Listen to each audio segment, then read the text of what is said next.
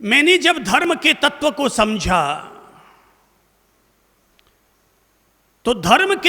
समझा तो मुझे लगा कि मुनिजनों के लिए, संतों के लिए एक खास प्रेरणा दी गई है कि हर मुनिजन वीतराग, वीत मोह और वीत द्वेष बने। वीतराग राग को जीतने वाला, वीत मोह मोह को जीतने वाला, वीत द्वेष द्वेष को जीतने वाला।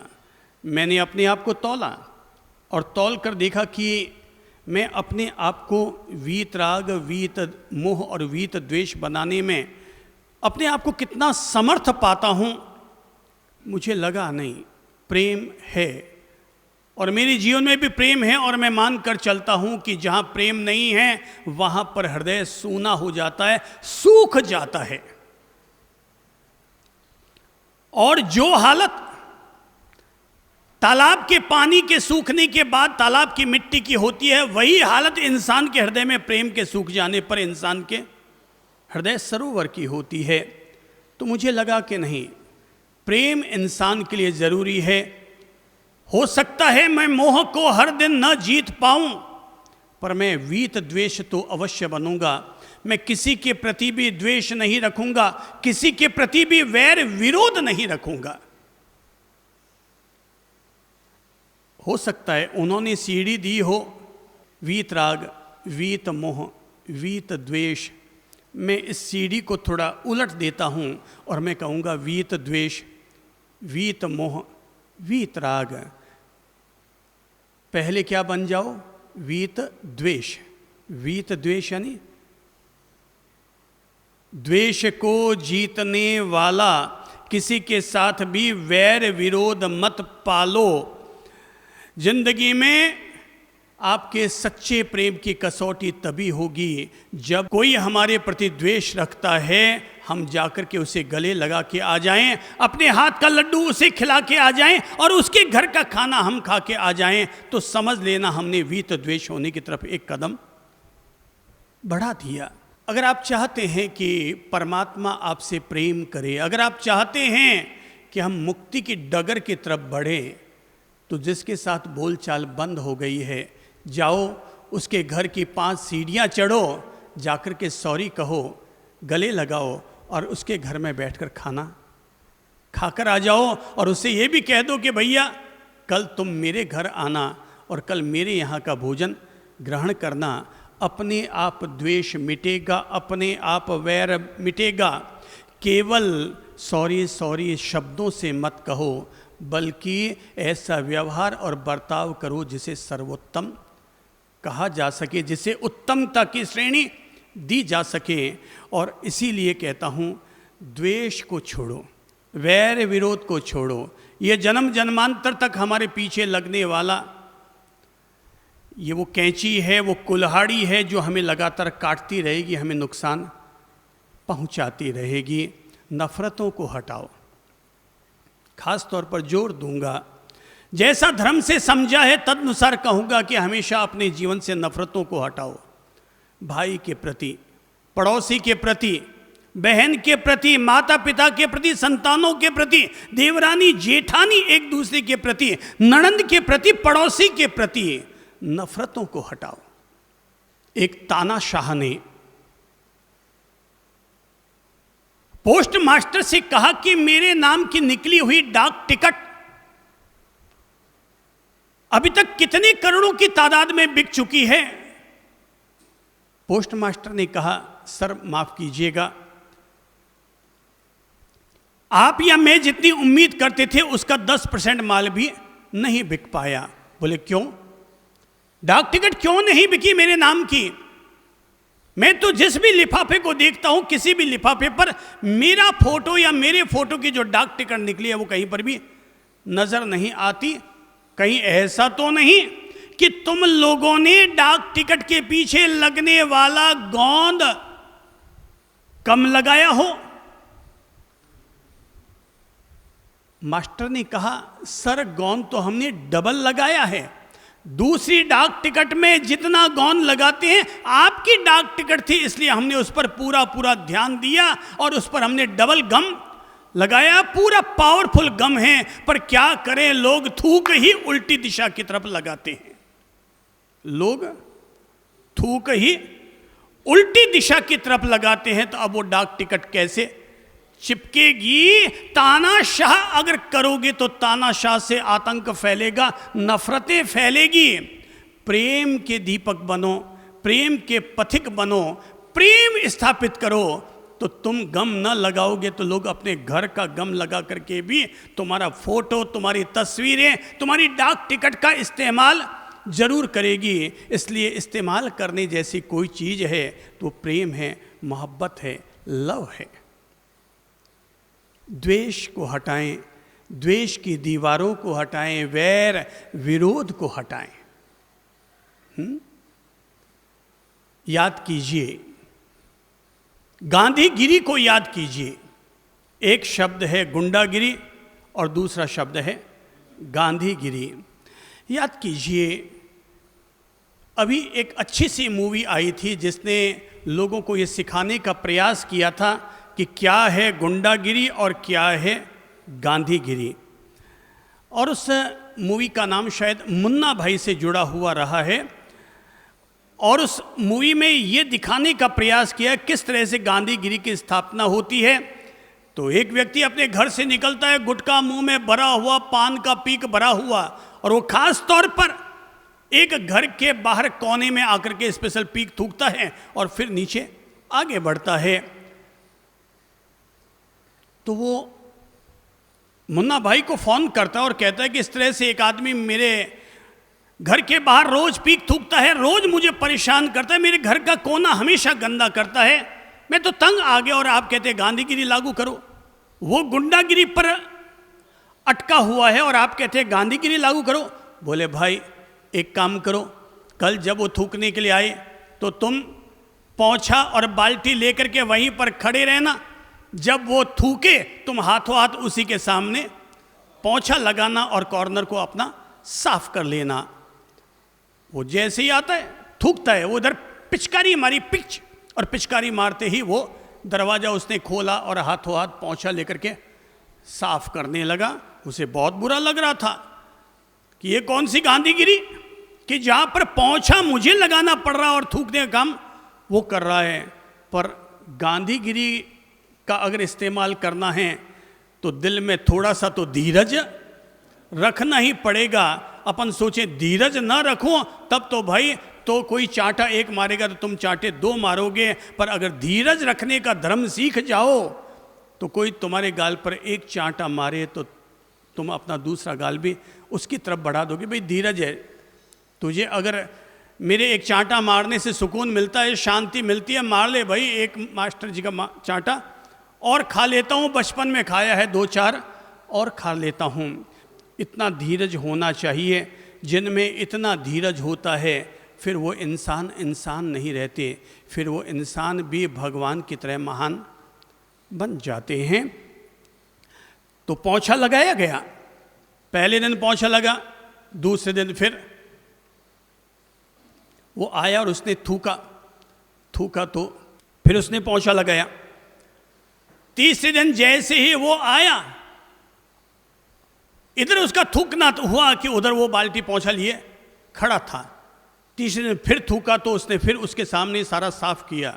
चौथे दिन जब वो उतर के आया तो वो पहले से ही दरवाज़ा खोल के खड़ा था कि कब ये थूके और कब मैं ये पोंछा लगाऊं। और उसको सामने देखा और उसने आधा मुंह से पीक निकल ना पाया, उससे पहले उसने वापस अंदर ले लिया, सॉरी सॉरी सॉरी सॉरी कह के, और वो नीचे उतर गया। और पांचवें दिन तो जब वो बाल्टी लेकर खड़ा था उसने कहा तुम चिंता मत करो, अब मैं नहीं थूकूंगा, अब मैं नहीं थूकूंगा। और तब पता चल गया गुंडागर्दी भारी होती है, पर अगर दिल में धीरज हो तो गांधीगिरी गुंडागिरी पर भी ज़्यादा भारी हो सकती है। यही तो है प्रेम का पथ, यही तो है नफरतों को मिटाने का पथ कि हमने साफ करने का अगर हमने अवसर उठा लिया। 3 दिन वो दादागिरी दिखाएगा, चौथे दिन पांचवें दिन अपने आप ठंडा हो जाएगा। हमारे घर में अगर बगल वाला पड़ोसी रोज झगड़ा करता है तो आप भी झगड़ा करते हैं, तो रोज झगड़े चल रहे हैं, तो क्या करो, नफरतों को प्रेम में कन्वर्ट करो। यही है रूपांतरण। रूपांतरण की प्रक्रिया यही है कि अगला हमारे साथ कितनी बार नफरत करेगा, हम उसके साथ 365 दफा वापस प्रेम भरा व्यवहार कर लेंगे। तुमने तो एक बार में ही नफरतें पाल ली। ज्ञानी भगवंत कहते हैं कोई तेरे साथ 365 दफा अनुचित व्यवहार करे तब भी तुम अपनी ओर से उसके साथ बड़प्पन भरा व्यवहार करो, तब वो नफरतें मिटती है। कहते हैं एक घर वाले की इतनी ज्यादा आदत कि वो अपने पड़ोसी के घर के बाहर ले जाकर के अपने घर का सारा कचरा फेंका करता। वो पड़ोसी बड़ा आश्चर्य करता, सामने नगर पालिका का डिब्बा लगा हुआ है, पर ये आदमी वहां फेंकने के बजाय जो कचरा निकलता है वो सारा का सारा मेरे घर के बाहर ला करके फेंक देता है। कई दिन बीतते गए तो एक बार वो सज्जन हमारे पास आए और आकर कहने लगे, सब क्या करूं, वो पड़ोसी मुझे इतना तंग करता है। हमने उसे वही फॉर्मूला दिया, तुम अपनी ओर से गुड बेटर बेस्ट, तुम अपनी ओर से उसे जो सर्वोत्तम दे सकते हो दो। बोले सब मैं क्या सर्वोत्तम दूं उसे, वो तो कचरा फेंकता है। बोले आज बाजार जाओ और बाजार जाकर के एक टोकरी भर के फल खरीद लो, उसके कचरे के बदले में तुम टोकरी रख करके आओ उसके घर के बाहर। और इस बार जब वो पता नहीं बात लग गई होगी और वो चला गया, उसने 3-4 किलो फल वल लिया। भाई किसी की नफरतों को पालना है तो बहुत आसान है, पर किसी के नफरतों की गंदगी को मिटाना है तो हमें भी अपनी तरफ से सर्वोत्तम देना पड़ेगा। और तब वो टोकरी भर के लेके गया, 4-5 किलो फल वल डाल के उस पर ढक्कन लगा करके अखबार चढ़ा करके और वो टोकरी उसके घर के बाहर रख दिया। वो लोहे का जो गेट था उसे खोला, अंदर रखा और वापस गेट बंद कर दिया। ऊपर से वो सब कुछ देख रहा था, तो अच्छा आज ये भी अपने घर का कचरा मेरे बाहर डालने के लिए चला आया। वो गुस्से में तन तनाता हुआ नीचे आया। बोले क्या डाला है? बोले भाई जिसके पास जो होता है वो वही तो दिया करता है, जो तुम्हारे पास होता था वो तुम देते थे और जो मेरे पास है वो मैं देता हूं। वो नीचे आता है तन तनाता हुआ और आते ही सीधा टोकरी खोलता है। बोले ये क्या, ये फल? बोले भाई जिसके पास जो होता है वह वही देता है।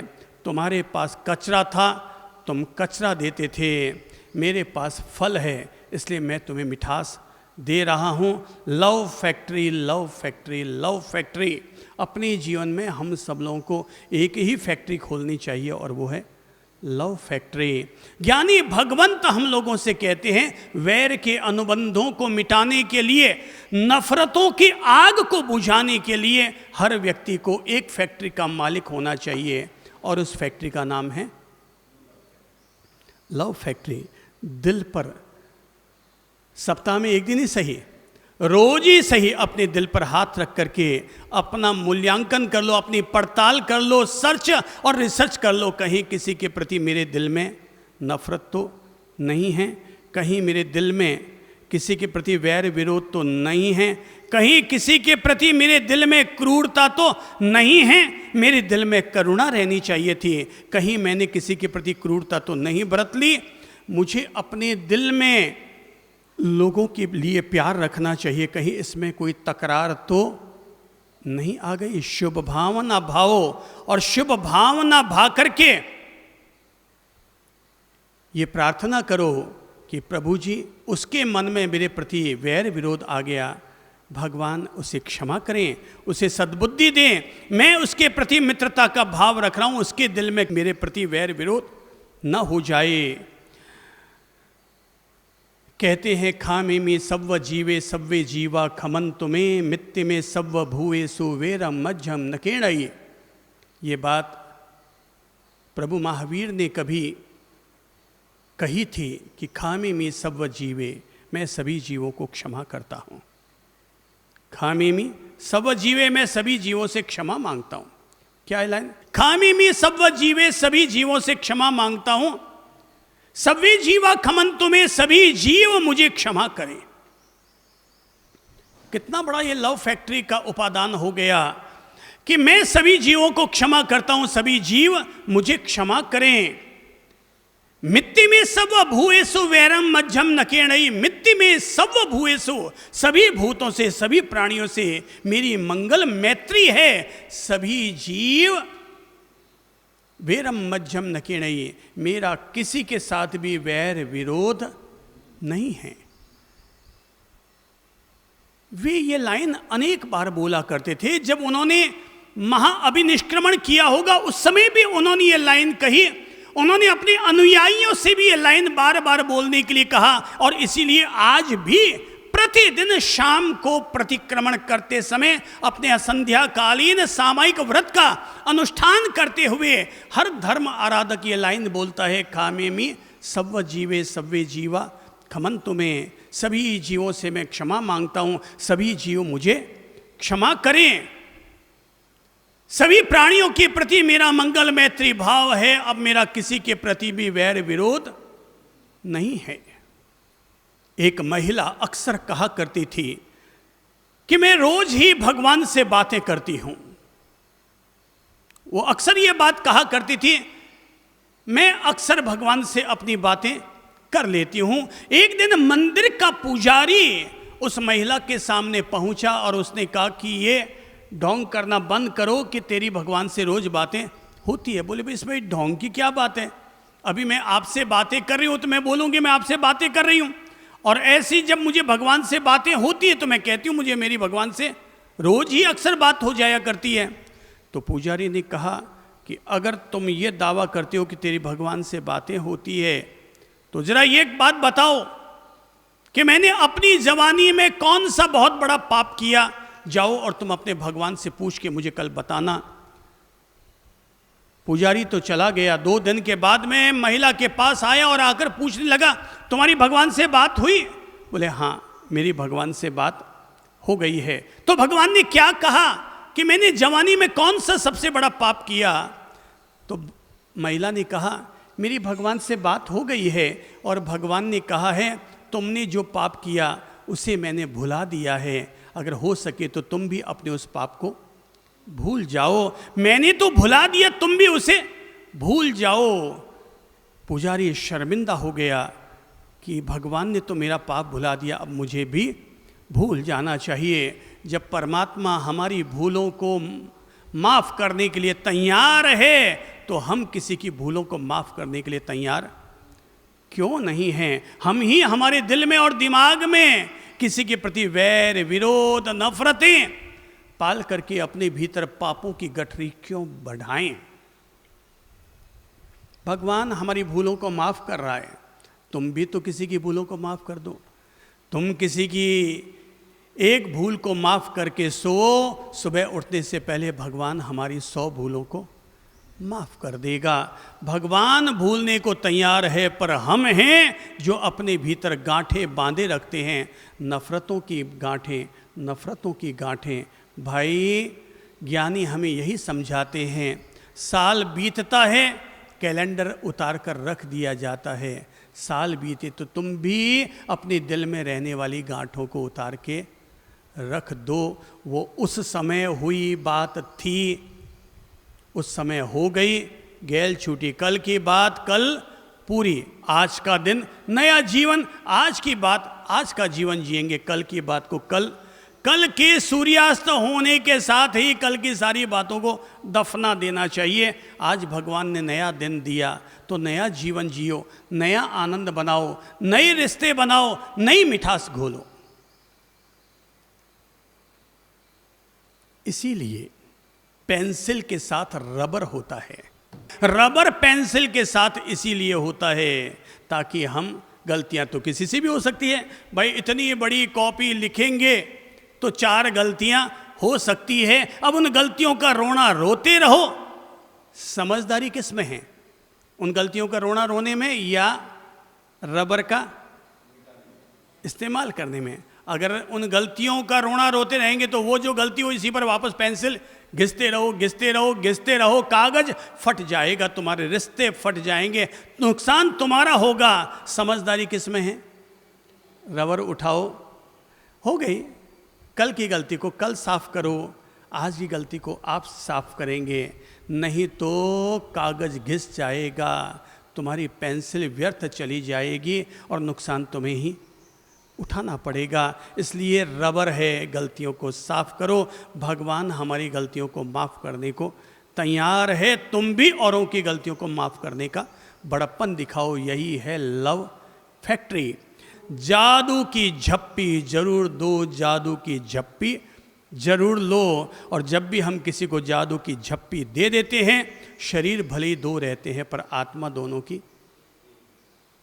दोनों की एक बन जाती है। इसी का नाम है लव फैक्ट्री। जो व्यक्ति इस फैक्ट्री का मालिक बन जाएगा, उसके वैर के अनुबंध कभी भी प्रगाढ़ नहीं हो सकते। वो तो जब चाहेगा पेंसिल का उपयोग करेगा और साफ कर देगा। सॉरी शब्द इसीलिए संसार का महान शब्द है, क्योंकि ये टूटे हुए रिश्तों को रबर की तरह साफ करने का फिर वापस काम करता है, जोड़ने का काम करता है। गलतियां हुई, रबर का इस्तेमाल करो, साफ करो। बात याद रखो, मैं हमेशा लोगों को सर्वोत्तम दूं ताकि मेरे पास भी वापस सर्वोत्तम लौट कर आ सके।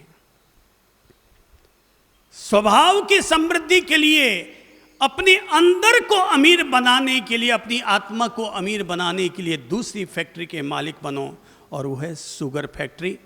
क्या है? Sugar factory.